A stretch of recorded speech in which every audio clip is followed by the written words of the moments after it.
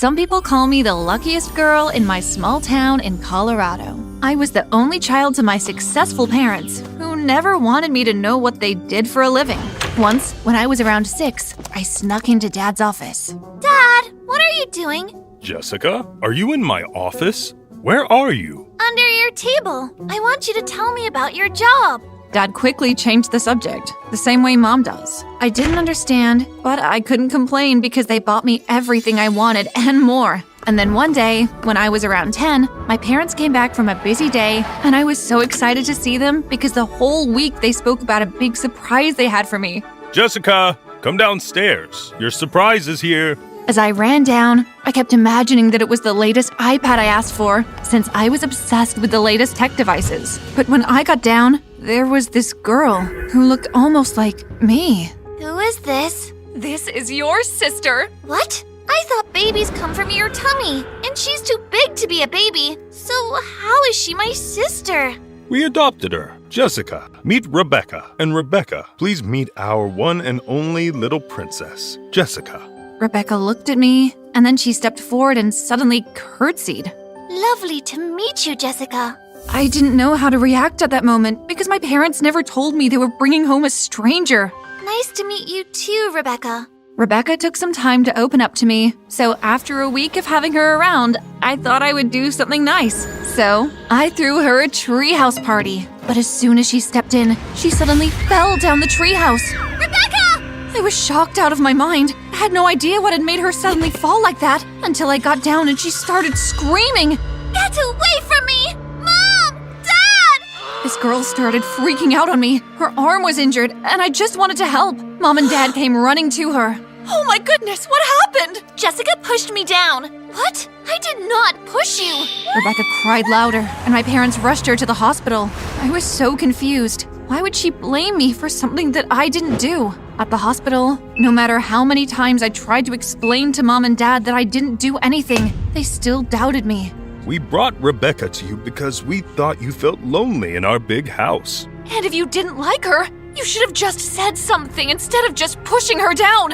While they were busy lecturing me, Mom received a phone call and signaled at Dad to take me out of the room. They acted so secretive. But I had a bigger problem to worry about than my parents' mysterious life. I had to deal with the little lying Pinocchio, Rebecca. After that incident, I decided to keep my distance from Rebecca and focus on what I loved the most, school. I was the smartest, and all the teachers adored me. But there was one girl who couldn't stand me because she struggled to get high grades. Nancy. If you stare at your score any longer, you might just magically turn into a 0. Nancy, just bring back my results and stop being a bitter loser. You will always stay one step behind me. When Nancy waved the paper in front of my face for me to catch it, Rebecca suddenly tripped her and she fell flat on her face. I don't need you to fight my battles. I disliked Rebecca so much after the stunt she pulled, and now she was trying to save me. That's just crazy. And then during recess, while I stood in the line to buy my lunch, Rebecca was right behind me and suddenly speaking to me. I'll tell your parents the truth. You didn't push me. Why did you do that? I did nothing bad to you. When your dad called you their one and only princess, I felt so jealous. Because why did they adopt me when they already have someone they love so much? I'm sorry that you feel that way. But our parents love us both. They were really worried about you after you injured your arm. Rebecca suddenly hugged me and cried on my shoulder. Thank you for calling them our parents. It means a lot. After that, I grew fond of Rebecca, and we became the best sisters ever. Years went by, and then we were in high school. Rebecca and I had a bond that could never be broken. And then one day, I found her crying in the bathroom. Rebecca, what happened? Oh, Jessica! Everything is going to be ruined now! Hey, talk to me. Tell me what's wrong. My real mother is here! She's the new janitor! Rebecca has been in our lives for so long, I even forgot that she was adopted. That's great news! At least now you know who your real mother is. I've always known who my real mother was. She left me at the orphanage when I was 8, and I was lucky that your parents adopted me then. But now she's here and she wants me back. Rebecca told me not to say anything to Mom and Dad, but I couldn't stop thinking about this. I loved Rebecca so much, and I didn't want anyone to take her away. So that night, I waited for her to fall asleep, and then I snuck into Mom and Dad's room. I found Rebecca crying today, but she asked me not to say anything. We are glad you came to us with this, hon. Yes, and don't worry, no one will be taking your sister away. She is our family now. After speaking to my parents, I felt so relieved and was able to finally go to bed. And then the next day, when Rebecca and I got home after school, we found Mom and Dad in the living room with Rebecca's real mom. Rebecca suddenly looked at me angry and lashed out. I told you to keep it a secret! I know, but nothing, Jessica! You broke my trust! She ran off to her room, and that was the end of our sister bond. Then the next thing Mom and Dad said made no sense. Rebecca's mom will be living with us for a while. She wants to get to know Rebecca, and we think it's a spectacular idea. No, Mom. She left her when she was just a little girl. Why are you doing this? I was struggling so much back then, and I really didn't want to give her up. Please, she's all that I have. After hearing her story, I felt sorry for Rebecca's mom and accepted Mom and Dad's decision for her to stay for a while. But Rebecca was not happy at all. The next day at school, Rebecca planted a little surprise for me in my locker. Rotten cheese. It made my entire locker smell. I see you got my little gift. Rebecca, why are you doing this? You know why? Because you ratted me out. And rats eat rotten cheese. I only told Mom and Dad to protect you. Now get this cheese out of my locker. Now! Rebecca suddenly pushed me against the locker and spoke to me so harshly. It's like she turned into a monster overnight. I'm done being your friend. You spoiled brat! Rebecca, you are acting out for no reason. After what happened with Rebecca, I wanted to ask my parents to speak to her. But when I got home, she was already there with Nancy. And when I entered, my parents looked upset with me. Jessica, why did you attack Rebecca at school? This is so unlike you. What? She's lying. I would never do something like that. Her friend says she saw the whole thing. They're both lying. Rebecca started crying on Nancy's shoulder, and when my parents weren't looking, Rebecca smiled wolfishly at me. I have a very big reputation at school, and I would never lie. Your daughter Jessica acted like a wild barbarian at school today. If I'm a barbarian, then you are the devil himself, standing here and lying to— That's enough. Now go to your room. This is unacceptable. You're grounded for a week. I couldn't believe my parents didn't believe me. They looked at me like I wasn't their child. And while I was moping about what happened, I heard some voices from outside my bedroom window. When I peeked through my curtain, I saw my parents and Rebecca's mom. I opened my window slightly without them noticing and managed to hear everything they were saying. The girls will soon turn 18, and we need to plan their next step. Oh, I can't wait to get my hands on all that money their parents left them. Yes, I'm tired of playing sweet daddy. I should be on an island, enjoying the sea breeze. And I don't have to play the stupid role of being the janitor. I can't believe how smoothly our plan worked. They are now at each other's throats. It's going to be a piece of cake getting them to sign those papers. I couldn't believe what I had just heard. My heart raced as I heard footsteps by my door. I quickly shut my eyes tight as the door opened. Jessica. I kept my eyes closed, hoping that she would eventually go away. She's fast asleep. That's good. We should be careful where we have our meetings now. After they closed the door, I opened my eyes and started panicking. I had to speak to Rebecca. The next morning, I overslept. But when I went downstairs, I had to be strong and pretend like I heard nothing. Good morning, sleepyhead. You're up late today. Yeah, I forgot to set my morning alarm.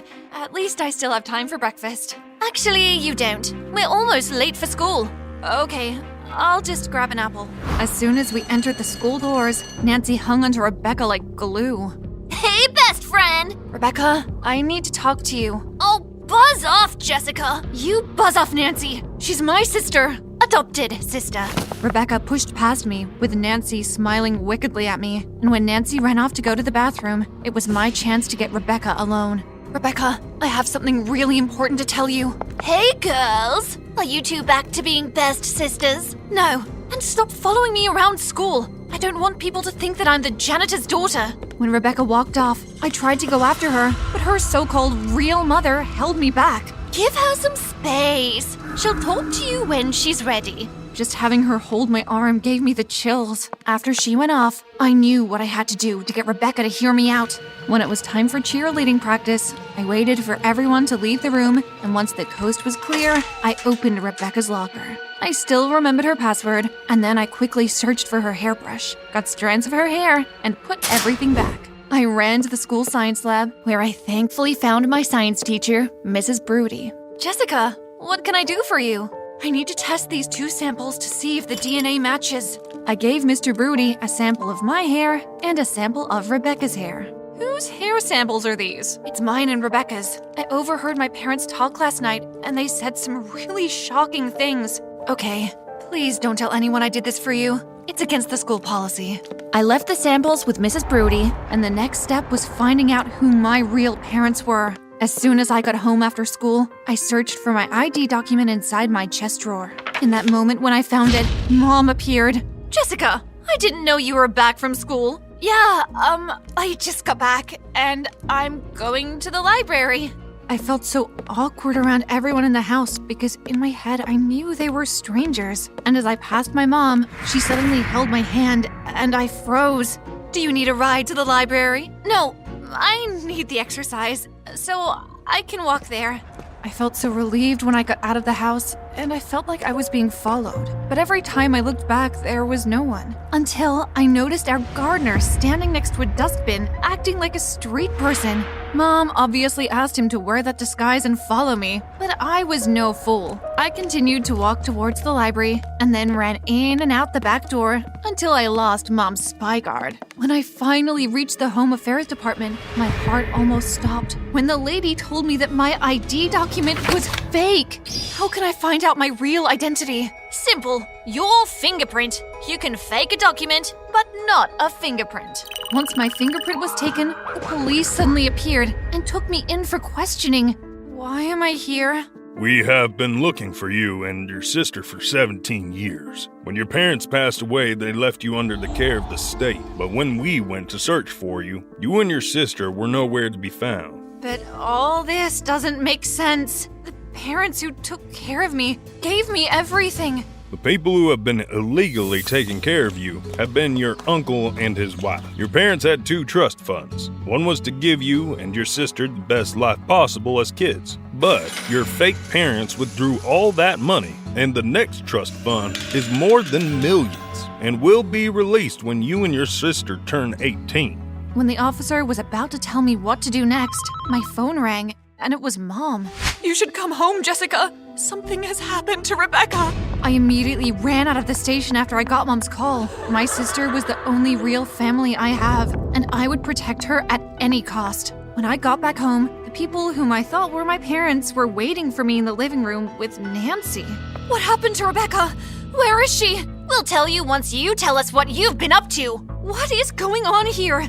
Why are you here, Nancy? Because you've been living my life all this time with my parents who sacrificed their time with me to be fake parents to you, all for the sake of money. And now, you will not ruin things for us. Fine, you can have all the money, just tell me where Rebecca is. I could hear Rebecca screaming through the walls. Please, just let her go. You will have to wait until it's her real birthday, which is actually in 2 days' time. And then, while these wicked money-greedy people were smiling wickedly in front of me, a gang of cops busted into the house. I guess Rebecca and I will have our happy birthday after all, while you rot in prison. Rebecca's fake mom was also found and arrested, and my real sister and I lived happily ever after. The lesson here, money-greedy people always get caught out, but an honest living will take you a long way.